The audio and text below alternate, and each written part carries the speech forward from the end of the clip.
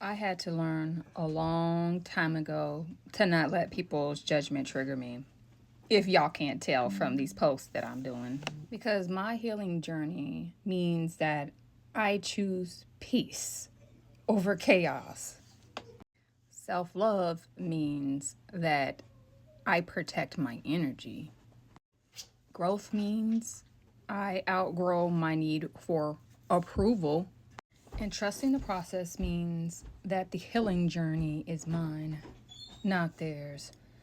I am very, very, very much centered in this experience, this personal experience that I'm having, because I understand that when I am healed, when I am comfortable in my energy, I will be then able to positively impact everyone around me.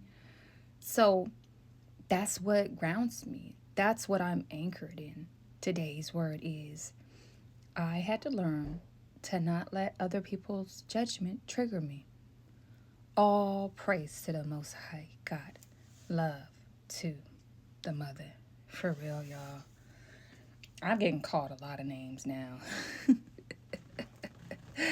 Like, seriously, a lot of people, it's kind of, and I'm not trying to toot my own horn, but like, because I know like a lot of you that are my friends on here, you understand a lot of y'all going through the same thing. I feel like when I'm saying me, it's like a lot of you can relate, like where when you're a pioneer and when you seeing something differently and when you do something new that no one else has done, people are not going to understand. And what do people do when they don't understand? They judge, they get fearful, they talk about it, they push it away, or they even retaliate if it kind of takes them out of the comfort zone, that they're in terms of like my belief system, right? Anytime someone's belief system gets threatened, then they start acting kind of chaotic and, then they're focused more on reacting versus responding to situations. Like my account, I don't know, for whatever reason, TikTok is, kind of restricting my posts, but I still posting for the people who actually like click on my page to want to see it. But, I'll be sharing some stuff later on today. Like in the voice of the flame is literally like, a fearful person is a useless person because you're so easily controlled and you're not productive. And, when you are in that mindset, you become you not only do you not become productive, but then you become a threat to everyone around you. Honestly, it's not a good look to be in fear. And so, if you're not kind of like, what you consider a flame keeper or, any kind of chosen or flame keeper, that's completely fine. Like if you're just somebody that's coming in to understand and learn more, to who you are at least listening to understand the things that are outside of your realm of understanding so you can make an informed decision about whether that resonates with you or if that's something that you should at least ask more questions about or do your own research. I give you so many kudos, like seriously, you know.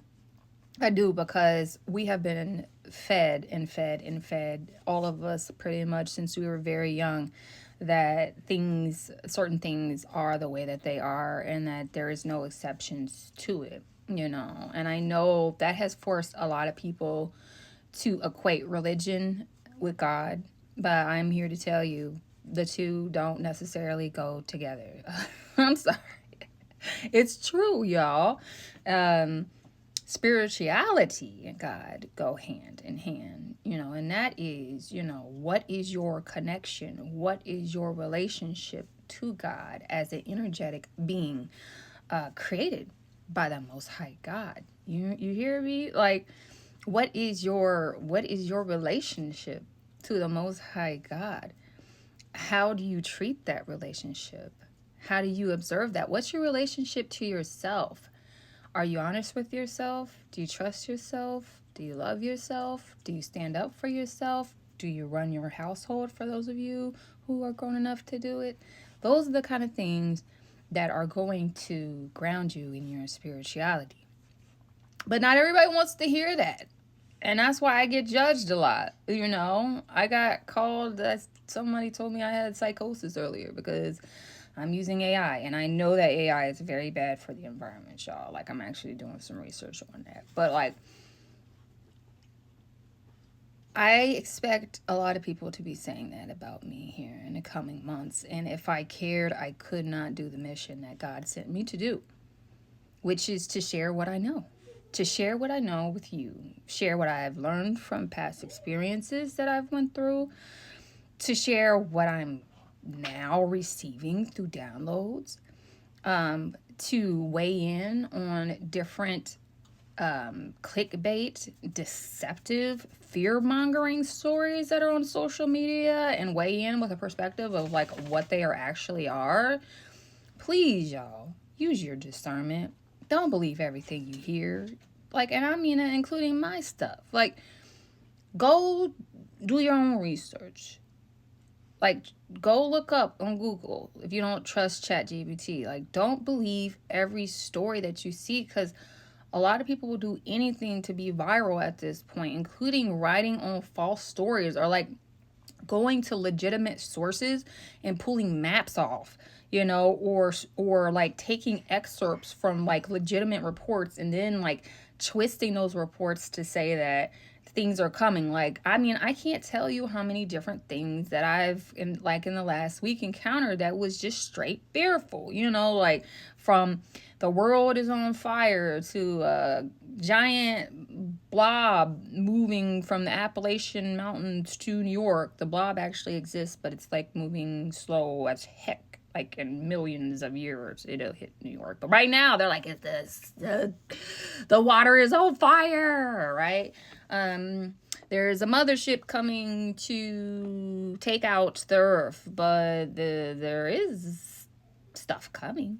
There is consciousness coming, but it's not to destroy us. It's to witness us waking up. And I also have a post about that.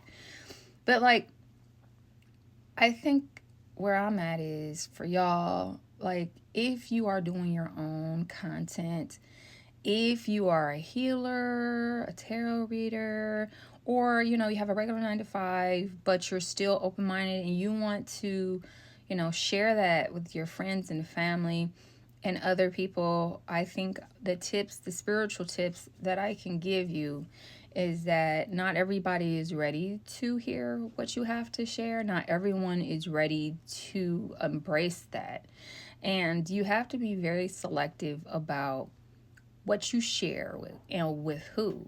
You know, sometimes the best way that you can show someone is by doing it, by becoming it. And then they can witness your becoming. They can witness, you know, the change in you. They could start being influenced by your changed behavior. They can start wanting to model behavior like you and not even know it, and they not even know that they're doing it. You could anchor your environment and completely switch y'all from out of different timelines. And like people, like when they witness you doing those things, they can't deny what they see. So why try to convince people who will never ever believe you? You feel me? They have to witness and experience it themselves. Because until we learn telepathy in a very efficient way, it's not like you can just go in their mind and like zoom the images or the feelings or the codes so that they know that you're not lying or being deceptive or anything like that. They're having just to take off faith what you're saying. And that's why they'll be judgmental, and that's why they'll call you Delulu, and that's why they'll say that you have psychosis. So come to the fam. Come to the flame keepers. Come to the anchors. Come to the seers. Come to your family, to your soul family, and talk to us, because we're experiencing it and we can relate. Not only can we relate, we can grow together and learn from each other. All right, y'all. I hope you have a wonderful evening. Peace.